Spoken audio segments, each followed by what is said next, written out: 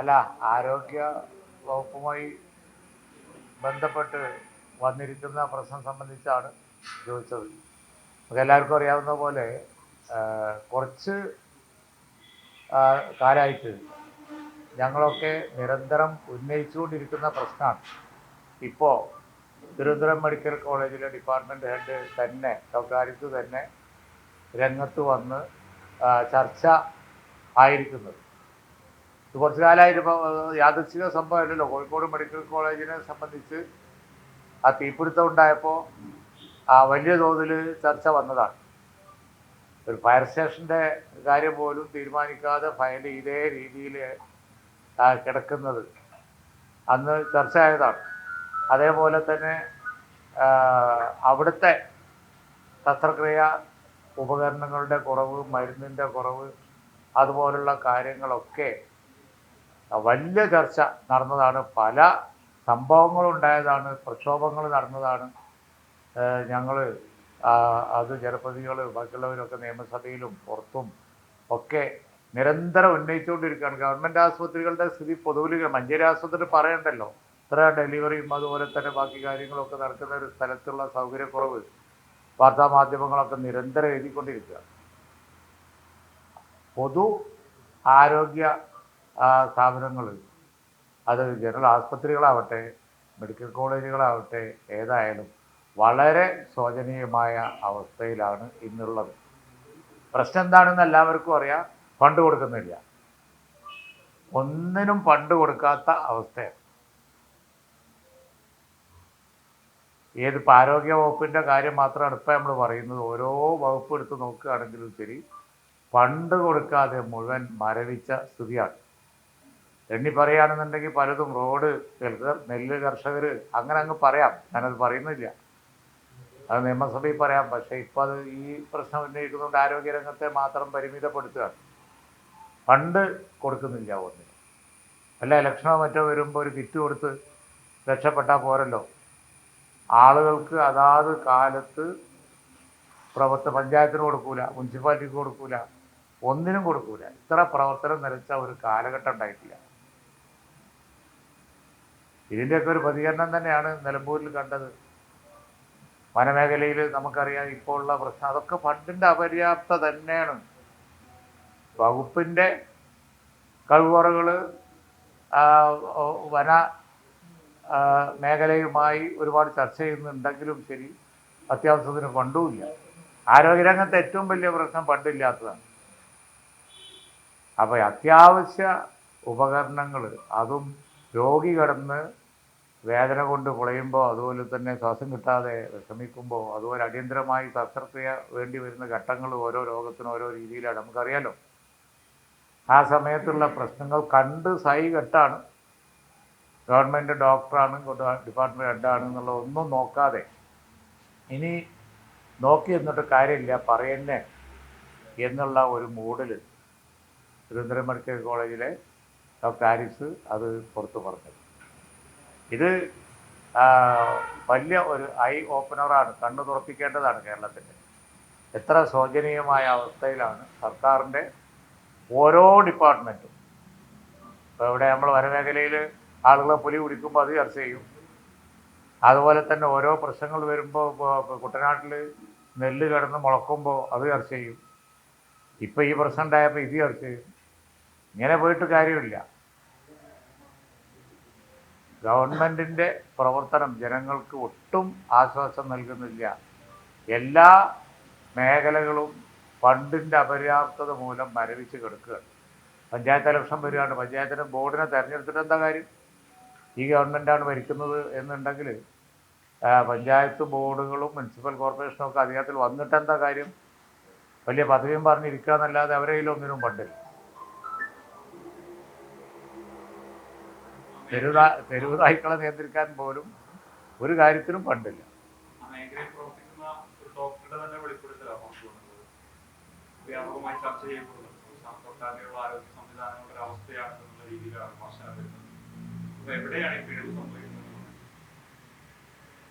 അല്ല, പിഴവ് എവിടെയാണ് എന്നുള്ളത് അവിടെ വ്യക്തമാണല്ലോ. കാരണം ഒന്ന്, ഒരു സിസ്റ്റം വർക്ക് ചെയ്യുന്നില്ല.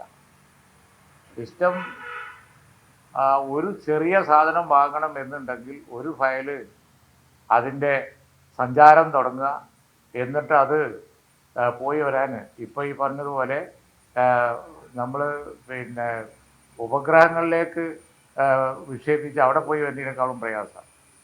അത് ആ ഫയലൊന്ന് തിരിച്ചെത്തിയ ഒരു തീരുമാനമാണെന്നുണ്ട് അതിൻ്റെ സഞ്ചാരം കഴിഞ്ഞ് മടങ്ങിയെത്തണം. സിസ്റ്റം അത്ര ഡിലേ.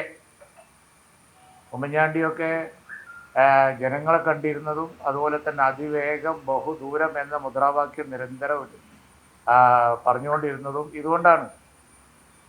വേഗം കാര്യങ്ങൾ തീരുമാനമാകുക എന്നുള്ളത് ഒരു സർക്കാരിൻ്റെ ഒരു കടമയാണ്. നീതി കിട്ടുക എന്നുള്ളത്, നീതി ഡിലേ ആവാനും പാടില്ല. അതുകൊണ്ട് സിസ്റ്റം മര്യാദക്ക് വർക്ക് ചെയ്യുന്നില്ല. ഒന്ന് തന്നെ. രണ്ട്, ഫണ്ട് ഇല്ലല്ലോ. അതാണ് ഈ ഫയൽ ഉന്തിടിന് കാരണം. അതാണ് ഓരോ ഡിപ്പാർട്ട്മെൻറ്റിൻ്റെ ഉദ്യോഗസ്ഥന് മുമ്പ് ചെല്ലുമ്പോഴും ഫയൽ മേലോട്ട് ഉന്തിടിൻ്റെ കാരണം ആർക്കും തീരുമാനം എടുക്കാൻ കഴിയില്ല. കാരണം ഫണ്ടില്ല എന്ന് എല്ലാവർക്കും അറിയാം. അതന്നെ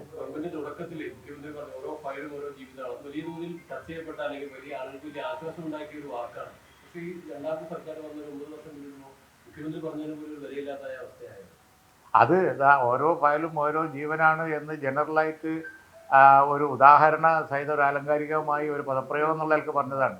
ഇവിടെ ഇപ്പോൾ ചർച്ച ചെയ്യുന്ന വിഷയം ആരോഗ്യരംഗത്ത് ഒരു ഫയൽ ഡിലേ ആയാൽ ഒരാൾ അപകടപ്പെടുന്ന വിഷയം തന്നെയാണ്.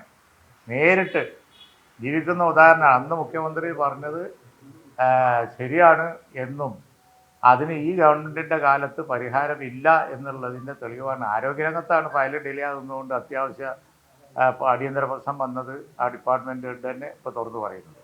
ഫയൽ ഡിലേ ആണ്, ആളുകൾ അല്ലെങ്കിൽ മരിക്കുമെന്നായി ഡോക്ടർ തന്നെ പറയുന്നു.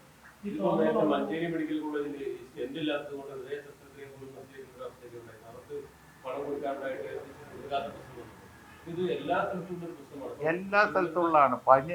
പഞ്ഞി ഇല്ലാത്തതുകൊണ്ട് പ്രയാസം വന്നത് വാർത്തയില്ല.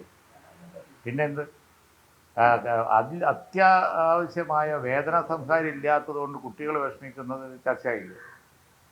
നമ്മൾ പിന്നെ RCCയിൽ അത്തരം പ്രശ്നം വന്നല്ലോ. അപ്പോൾ കോഴിക്കോട് മെഡിക്കൽ കോളേജിൽ ശസ്ത്രക്രിയകൾ മുടങ്ങുന്ന കാര്യം, മഞ്ചേരി മെഡിക്കൽ കോളേജിൽ ഈ പറഞ്ഞതുപോലെ ശസ്ത്രക്രിയ മുടങ്ങിയ കാര്യം, അതൊക്കെ എത്ര പ്രാവശ്യം ചർച്ച ചെയ്ത് എത്ര പ്രക്ഷോഭങ്ങൾ വന്നതാണ്. പക്ഷെ ഗവൺമെൻറ് കണ്ണു തുറക്കുന്നില്ല. അപ്പോൾ ഈ പ്രശ്നമെങ്കിലും ആരോഗ്യവകുപ്പ് തന്നെ തുറന്ന് പറഞ്ഞിരിക്കുകയാണല്ലോ. ആരോഗ്യവകുപ്പ് തന്നെ കുറ്റം സംഭവിച്ചിരിക്കുക. അതാണ് സത്യത്തിൽ തിരുവനന്തപുരം മെഡിക്കൽ കോളേജിൽ സംഭവിച്ചിരിക്കുന്നത്. ഗവൺമെൻറ് അടിയന്തരമായി ഈ വിഷയത്തിൽ നടപടിയെടുക്കണം, അല്ലെങ്കിൽ വലിയ പ്രക്ഷോഭത്തെ നേരിടേണ്ടി വരും.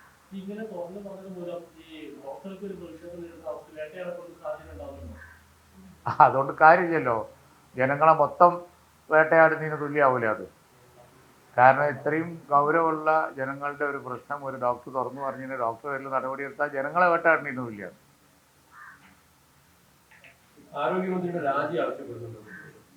അല്ല, ഇതിപ്പോ പിന്നെ ഇപ്പോൾ രാജിവെക്കാൻ പറഞ്ഞുകൊണ്ടൊന്നും അവർ രാജിവെക്കൂല. അപ്പോൾ അതുകൊണ്ട് ഇപ്പോൾ അടിയന്തര ആവശ്യം ഈ കാര്യത്തിന് ഒരു തീരുമാനം ഉണ്ടാക്കലാണ്. ഇപ്പോൾ കഴിഞ്ഞ തെരഞ്ഞെടുപ്പിൻ്റെ റിസൾട്ട് വെച്ച് നോക്കിയാൽ ഇനി അധികം രാജിവെക്കേണ്ടി വരില്ല. 5-8 മാസം കൂടിയല്ലേ. അപ്പോൾ അത് കഴിഞ്ഞാൽ ജനങ്ങൾ അവരെ റിജക്റ്റ് ചെയ്യാനാണ് സാധ്യത. അപ്പോൾ അതുകൊണ്ട് തന്നെ ഇപ്പോൾ ഉള്ള കാലമെങ്കിലും ഒന്ന് മര്യാദക്ക് കാര്യങ്ങൾ ചെയ്താൽ മതി.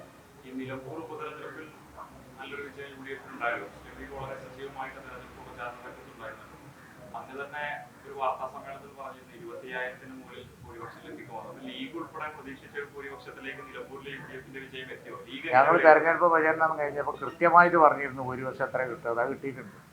12,500 മുതൽ ഈ 15,000 വരെ എന്ന് കണക്ക് കൂട്ടി എല്ലാം കഴിഞ്ഞതിന് ശേഷം ഞാൻ പറഞ്ഞതാണ്, നിങ്ങൾ എഴുതി വെച്ചോ, ഇല്ലെങ്കിൽ വ്യത്യാസം വന്നാൽ പറയുമെന്ന് പറഞ്ഞത്. അതിന് വലിയ കുറവ് വന്നിട്ടില്ല. അപ്പോൾ അതുകൊണ്ട് കൊട്ടക്കണക്ക് കൂട്ടിയിട്ട് ചർച്ചയാക്കണ്ട, പറഞ്ഞത് വെച്ച് കണക്കൂട്ടാം നമുക്ക്. 15,000 ഞങ്ങൾ കണക്കാക്കിയത്. 15,000, 12,000 മുതൽ 15,000 വരെ അത് കിട്ടിയിട്ടുണ്ട്.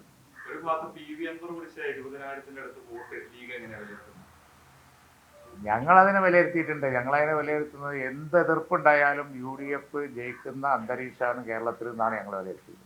ഞങ്ങൾ പറഞ്ഞിരുന്നല്ലോ, എന്ത് ചർച്ച ഉണ്ടായാലും, ചർച്ച വഴി മാറിപ്പോയാലും ആര് മത്സരിച്ചാലും മത്സരിച്ചില്ലെങ്കിലും ഒക്കെ UDF വൻ വോട്ടിന് ജയിക്കുന്ന ഒരു സാഹചര്യമാണ് കേരളത്തിലുള്ളതെന്നാണ് ഞങ്ങൾ വിലയിരുത്തിയത്.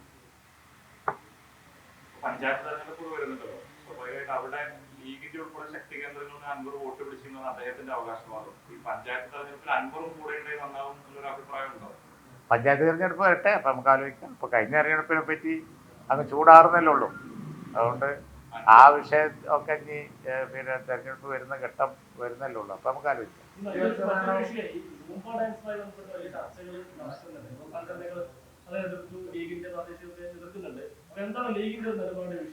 ലീഗ് നിലപാട് ഇന്നലെ ചർച്ചയിലൊക്കെ വെളിവായിട്ടുണ്ട്. മതസംഘടനകളുടെ നിലപാടും ഏതാണ്ട് അതുപോലെ തന്നെയാണ്. അതായത് പെട്ടെന്ന് വന്നതാണ്. അപ്പോൾ ഒരു ചർച്ചയിലൂടെ ഉണ്ടായിരിക്കുന്ന ഡൗട്ടും പ്രയാസങ്ങളും ഒക്കെ ദൂരീകരിക്കണം എന്നാണ് അവർ പറഞ്ഞത്. ആ ചർച്ചയിലൂടെ ദൂരീകരിക്കും എന്നും അതുപോലെ തന്നെ ഇത് കമ്പൽസറി അല്ല എന്നും ഇപ്പോൾ ഗവൺമെൻറ് വിശദീകരിച്ചിട്ടുണ്ട്. ഇവിടെ യോഗ വന്നു, ജിമ്മുണ്ട്, അതൊക്കെ എല്ലാവരും കൂടി ഒരുമിച്ച് നടപ്പിലാക്കിയല്ലേ. അതുകൊണ്ട് വ്യായാമത്തിനൊന്നും ആരും എതിരല്ല. പെട്ടെന്നൊരു പരിഷ്കാരം വരുമ്പോൾ, പൊതുമേഖല വിദ്യാഭ്യാസ സ്ഥാപനങ്ങളൊരു പരിഷ്കാരം വരുമ്പോൾ അതിലൊരു സംശയം ചോദിച്ചാൽ സംശയം തീർത്താൽ മതി. എല്ലാവരും കൂടി അവിടെ മേക്കെട്ട് കയറേണ്ട ആവശ്യമൊന്നുമില്ല. സംശയം തീർത്തു കൊടുത്താൽ മതി. അതാണ് ചെയ്യേണ്ടത്. വലിയ ചർച്ചയുടെ അടിസ്ഥാനത്തിലല്ലല്ലോ ഒരു പരിഷ്കാരം വന്നത്, പെട്ടെന്ന് ഇറങ്ങിയതാണ്. അപ്പം സ്വാഭാവികമായി അവർക്ക് അതിനെക്കുറിച്ച് പല സംശയങ്ങളും ഉണ്ടായി. അത് അവരോട് സംസാരിച്ചാൽ മതി. സംസാരിച്ച് അത് ക്ലാരിഫൈ ചെയ്യേണ്ട വിഷയമുള്ളൂ. ഒരു ക്ലാരിഫൈ ചെയ്യുന്നതിന് പകരം നമ്മളത് വലിയ ചർച്ചയാക്കി അവരെ ഈ മുഖ്യധാരയിൽ പ്രവർത്തിക്കുന്ന സംഘടനകളൊക്കെ ഒരു പരാതി ഉന്നയിച്ചാൽ അവരെ ഉടനെ തീവ്രവാദികളാക്കുക, അതൊന്നും ശരിയായ നിലപാടല്ല. അവർ സംശയം ചോദിക്കാനും കൂടി പാടില്ല എന്ന് ആരെങ്കിലും ഒരു നിലപാടെടുത്താൽ അതാരെടുത്താലും ഗവൺമെൻറ് എടുത്തു എന്നല്ല ഞാൻ പറയുന്നത്, അത് ശരിയല്ല. ഞാൻ ഈ വിഷയം അറിഞ്ഞ ഉടനെ തന്നെ വിദ്യാഭ്യാസ മന്ത്രിയോട് സംസാരിക്കുക എന്നാണ് അദ്ദേഹം എന്നോട് പറഞ്ഞത്. അവരൊക്കെ ആയിട്ട് സംസാരിക്കുക. അങ്ങനെ പറഞ്ഞതുകൊണ്ടാണ് ഞാൻ പൊതുപ്രസ്താവനയൊക്കെ ആയിട്ട് ഇന്നലെ ഒന്നും രംഗത്ത് വരാതിരുന്നത്. ഏതായാലും ഇപ്പോൾ ആ കാര്യത്തിൽ ഒരു ചർച്ച നടന്നതിൻ്റെ അടിസ്ഥാനത്തിൽ അതിപ്പോൾ ഓപ്ഷണലാണ്. അതുപോലെ തന്നെ സംശയ നിർവൃതി വരുത്താം എന്നുള്ള നിലപാട് ഗവൺമെൻറ് എടുക്കുകയും ചെയ്തു. വ്യായാമത്തിനോ അല്ലെങ്കിൽ കുട്ടികളുടെ മാനസിക ഉല്ലാസത്തിനോ ഒക്കെ ആയി എന്തെങ്കിലും ഒരു കാര്യം ചെയ്യുന്നതിനൊന്നും ഒരു സംഘടനയും എതിർക്കൂല, പ്രോത്സാഹിപ്പിക്കുകയുള്ളൂ. ആ കാര്യത്തിൽ ആർക്കും സംശയം വേണ്ട.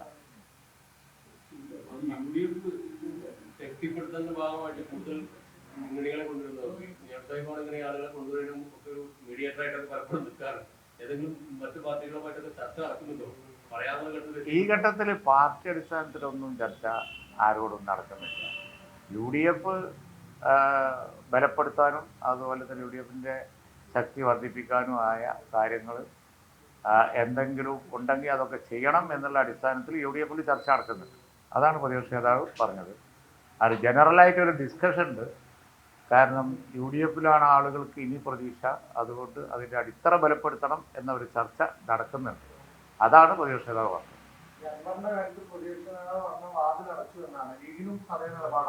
ആ വിഷയം ഇപ്പം ഈ ഘട്ടത്തിൽ ഇതിലധികം ചർച്ച ചെയ്യാൻ ഞാൻ ഉദ്ദേശിക്കുന്നില്ല. അതിനി ഞാൻ പറഞ്ഞല്ലോ, അത് UDF കഴിയട്ടെ എന്നിട്ട് പറയാം. അതന്നെ മറ്റൊരു കാര്യം, ഈ ക്യാപ്റ്റൻ മേജർ എന്നൊക്കെ അത്തരത്തിലൊരു പദവി വിശേഷമൊക്കെ നൽകലായിരുന്നു. ലീഗിന് അങ്ങനെ ഒരു അഭിപ്രായം ഉണ്ടോ ആ ഒരു വിഷയത്തിൽ? അങ്ങനെ ഒരു ചർച്ച ഒന്നും ഇപ്പോൾ ഇല്ലല്ലോ. ഇല്ലാത്ത ചർച്ച നമ്മൾ ഉണ്ടാക്കില്ല. UDF ഇപ്പോൾ വളരെ ഐക്യത്തോടു കൂടി അതുപോലെ തന്നെ കെട്ടുറപ്പോടു കൂടി പോകുന്ന ഒരു ലക്ഷണമാണ് കാണുന്നത്. അതുകൊണ്ട് ആവശ്യമില്ലാത്ത വിവാദങ്ങളിലൂടെ നമ്മളിനിപ്പോൾ വാർത്ത ഉണ്ടാക്കണ്ട.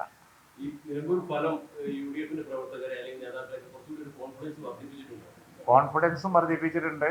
ഇതേമാതിരി ഒന്ന് കെട്ടുറപ്പോടു കൂടി പോകണം എന്നുള്ള ചിന്തയും ഉണർത്തിയിട്ടുണ്ട്. അതാണ് ഞാൻ പറഞ്ഞത്. നിങ്ങൾ ആവശ്യമില്ലാത്ത ചർച്ച ഉണ്ടാക്കാൻ നിൽക്കണ്ട. ഏത് അല്ലല്ല, അങ്ങനല്ല. ഇപ്പോന്നല്ല UDF ഇപ്പോൾ കാണുന്ന ഐക്യം എന്നത്തേക്കും വേണം എന്നാണ് ഞാൻ പറഞ്ഞത്. എഴുതാപ്പുറം വായിക്കണ്ട.